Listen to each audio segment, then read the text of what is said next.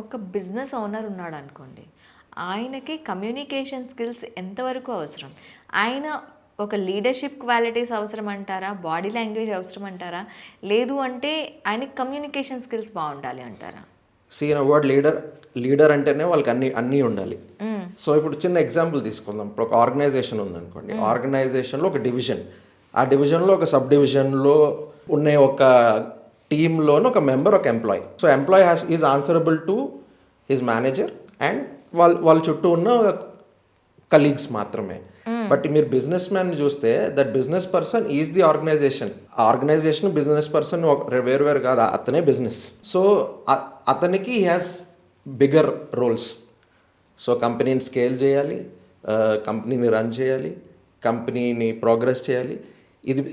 ఇది జరగాలంటే external communication, that is company visibility, company branding, company word of mouth, ఇవన్నీ handle చేస్తూ ఉండాలి. So number 1 leadership has communication, first important thing. So లీడర్కి ఏం క్లియర్గా కావాలో ముందు చెప్పాలి. So if he is clear, he will communicate clearly. So by 2027 మన కంపెనీ టార్గెట్ ఇది, so that is the vision. So అలా చెప్పేస్తే సరిపోదు, he has to manage the heads in such a way that ఆ డిపార్ట్మెంట్ హెడ్స్ వాళ్ళ ఎంప్లాయీస్ని, ప్రతి ఒక్క ఎంప్లాయీ దగ్గరికి వెళ్ళి బిజినెస్ ఓనర్ ఏం చేయాలో చెప్పలేడు.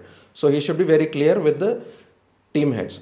సో బాడీ లాంగ్వేజ్ ఎందుకు ఇంపార్టెంట్ అంటే, మనం చాలాసార్లు చూస్తాం, చాలా ఆర్గనైజేషన్స్లో కంపెనీ ఓనర్స్ ఉంటారు.